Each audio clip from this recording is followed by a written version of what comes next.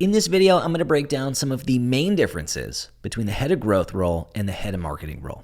For context, my name is Andrew, and today I coach people who lead growth teams. I advise companies to help them grow faster, and in my past life, I've had both of these roles. So I'm pretty intimately familiar with how challenging they are, and especially if you work in a product-led environment, these roles can get really confusing. So a few years ago, I was working at Postscript. It's gone on to become one of the largest products inside of the Shopify ecosystem. But at the time I was there, it was just an early stage SaaS company. We were trying to figure out how to grow faster. We had a head of marketing and we had a head of growth, which was me. But even within our own team, sometimes there was confusion. Even within the leadership team, sometimes there was confusion about what I was supposed to own, what growth should own and focus on versus the core marketing team. And it got a little confusing, like who should be running paid campaigns? Who was responsible for driving pipeline? What about self-service pipeline? Who was supposed to fix the onboarding metrics? Who had the email nurture sequence? How did product marketing fit into all this? You kind of get the idea. There's a lot to detangle and no one really seemed to know. It's not a ton of content on this. So if you're working in growth and you're looking to explain the differences between these two roles for your executives, for your leadership, or even maybe for your own self, this video is going to be for you. By the end, you should have more understanding about the differences between these two roles. And again, especially focus on a product-led SaaS environment. Here's the plan. We're going to cover 5 key areas in this video. We'll start with ownership and accountability. We'll talk about KPIs and reporting. We'll talk about operating system, organizational structure, and team makeup. Let's go ahead and jump in. So let's start by detangling some of the core ownership and accountability for these two roles and really these two departments. And the reason why this is so important at a modern day product-led SaaS organization, maybe why it's so hard, is because there's a misconception that product-led growth means no sales. And without getting into all the nuances of it, I have found that that is not true. At least at the companies that I have worked at, or I have coached, or I've advised, or I've gotten to see behind the curtain of what they're working on, the most successful product-led organizations have both a self-service motion, meaning you can sign up and pull out your credit card and buy without ever interacting with someone, and a one-to-one sales motion where you could go in, you could be qualified, you could have a demo, a price quote, a tour guide, and have a one-to-one experience.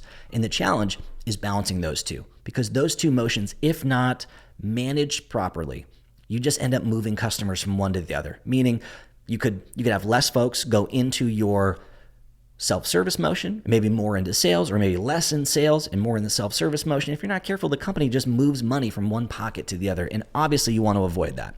So this is why having clear ownership and accountability and making sure that these roles are collaborating together for the common good of growing total customers and total revenue for the company is important. And making sure that they're not working against each other. So here's how I've done that. And just to be clear, every company does this a little bit different. So I'm going to speak from my firsthand experience here, and yours might be different, but again, just sharing my truth. So a traditional marketing leader is focused on a few things, right? Pipeline is the outcome, but typically they're focused on evangelizing the category, building the company's brand and recognition within that category, and then growing awareness and demand for the product. I think about the head of marketing, the marketing team, as the voice of the company in the market. Again, their job is to get people talking about your product and then eventually drive a steady stream of leads for that sales team. Sometimes they're managing content programs and paid campaigns and events and other initiatives depending on the company and the go-to-market model and the audience and all of that good stuff. And again, KPIs might include traffic, followers and subscribers, audience size, lead generation, with the ultimate goal of driving pipeline, which is just a fancy way of saying good leads, or qualified leads that the sales team can chat with and hopefully will buy later. If we double click on the head of growth, on the other hand, typically focus on commercialization efforts. I think about the head of growth and the growth team really as e-commerce for software. So they're responsible for revenue. That's the ultimate outcome. And typically they're measuring inputs to that, like number of signups and activated accounts and converting those accounts from free users and paid subscribers and upgrading from plan A to plan B and ultimately driving self-service revenue. So to do that, the head of growth or the growth team is often working a little bit more cross-functionally, using the product as a primary conversion tool versus the marketing team, which is using the sales team as the ultimate conversion tool. So the head of growth sometimes will have a slightly more generalized scope. And because they're accountable for self-service revenue, they'll often have the authority to use the product as a conversion tool to drive that outcome and that impact as needed. So a little bit more generalized scope and a little bit more authority to collaborate with these other teams and to use the product as a revenue tool versus the marketing team and the head of marketing typically using the sales team to impact revenue. So now let's talk a little bit about how these roles are measured. And I'm going to share in just a second the KPIs that I think each of these roles and each of these teams is accountable for, but that doesn't mean that they work on them in a silo, because there's plenty of metrics where if you think about a RACI matrix, there's one team that's accountable and then another team that's maybe consulted or collaborated and certainly in the loop. And most of the metrics I'm going to share will be that. It's going to be owned and accountable for one team. Having that accountability is really important for teams to have ownership and to move fast and to know what good looks like, but they don't do it alone. So let's talk about what the metrics are, and then maybe we can detangle how the collaboration happens. So for a head of growth, the KPIs that they have accountability for typically are aligned with the Pirate Metrics framework. I won't get into the background of the framework. There's probably a bunch of other videos that do a great job with that. But the metrics we're talking about are acquisition, activation, retention, revenue, and in the original definition, they talk about referral, but I have found in the B2B space, referral is typically not a huge lever. So thinking about really the metrics that are the inputs to the growth model: acquisition, activation, retention, revenue. And as a side note, if you need any help tracking this stuff, I actually have created a template. I actually made it for my own self before we had a more in-depth analytics tool to figure out what to track and how to track it and what to look at and different ways to slice and dice. I'll put a link to it in the video description below. Feel free to download it to help you get started if you want it. In contrast, the marketing lead typically has ownership and accountability over brand, audience, and some of the sales lead metrics. So at some companies, there's an affinity metric, which is how do people feel about your brand in the market? Is it positive? Is it negative? Are they excited about your brand? Are they in love with it? Or are they blasé about it, right? So some companies, there's an affinity metric. And at many, there are audience growth metrics. So those would be things like followers and subscribers and emails. A traffic metric, obviously, because we want to get those people eventually to one of the properties that you own, with the goal after that of driving leads, and specifically marketing qualified leads. Those are the ones the marketing team is going to pass off to sales. Those are emails that meet certain criteria, either in terms of like firmographics, demographics, things about them when they sign up or when they become a lead, or maybe a little bit with their behavior or their intent.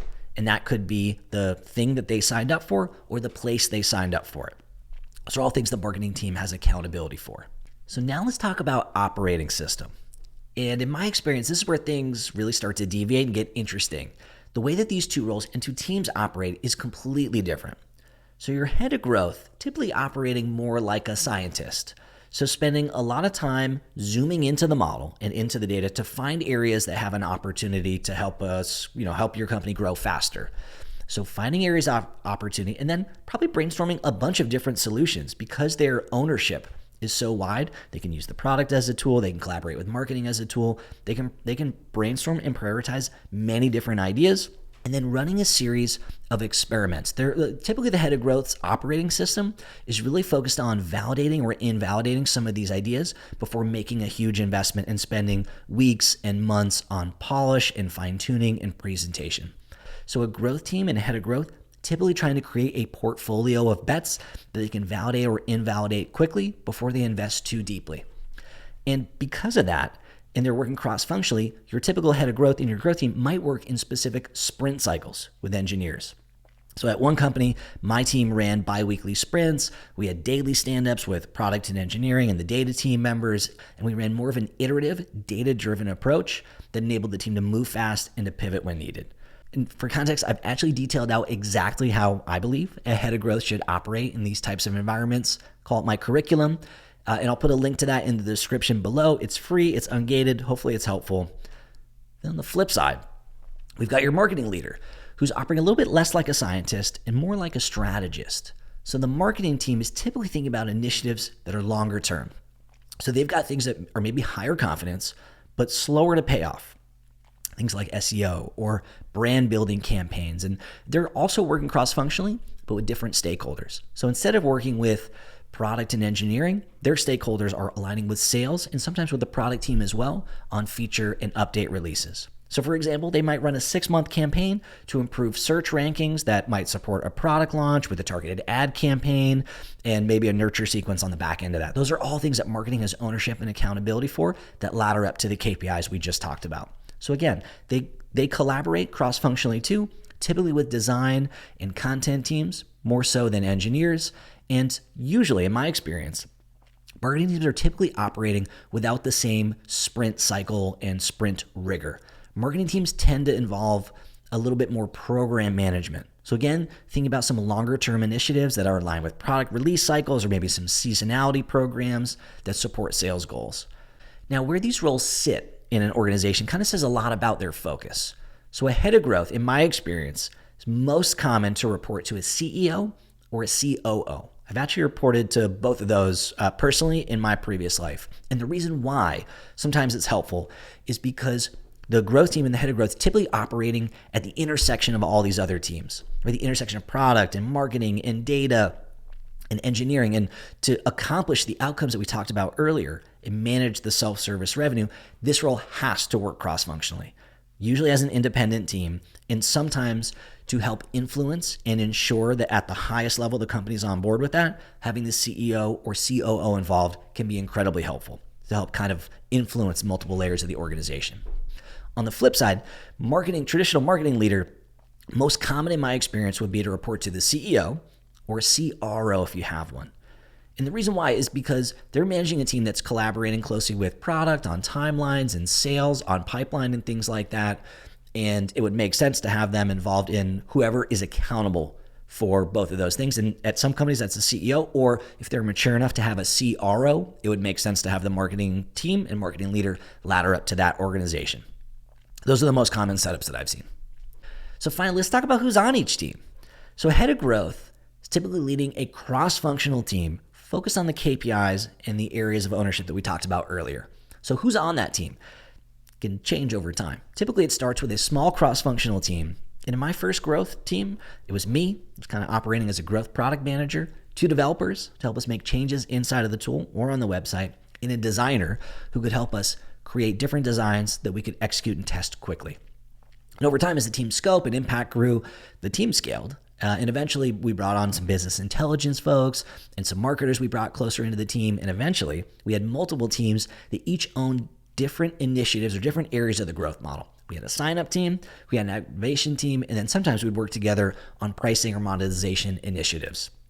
The marketing lead and the marketing team is also a cross-functional team, but typically a cross-functional team of marketing specialists under the marketing umbrella, more so than a cross-functional growth team. The folks you're going to see on a marketing team are going to include a mix of brand builders and content creators. You'll have some technical marketers like your performance marketing manager, your demand gen person. Probably have an ops person who's helping some of those things on the background, on the back end, and some community managers who are focused on social media and partnerships and maybe on the affinity side.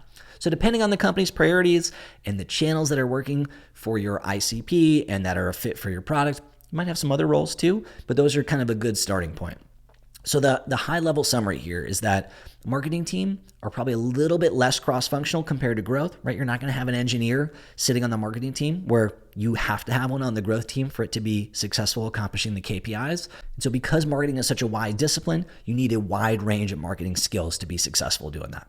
So to recap, head of growth and traditional marketing team lead, both working towards growing the company, but approaching it in a little bit of different ways. So the head of growth, owning the entire self-service experience, thinking about e-commerce for SaaS, leading a cross-functional team, focused on the pirate metrics that we talked about earlier, and running an operating system that's focused on experimentation and testing and iteration.